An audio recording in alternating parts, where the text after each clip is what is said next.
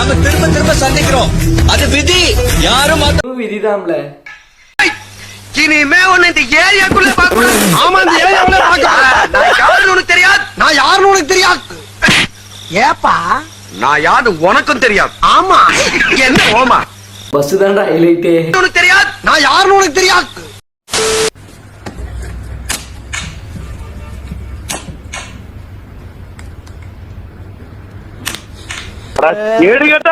எங்கிட்ட சொல்லி தொலைஞ்சிருக்கலாம் கண்டாரோடி வையா.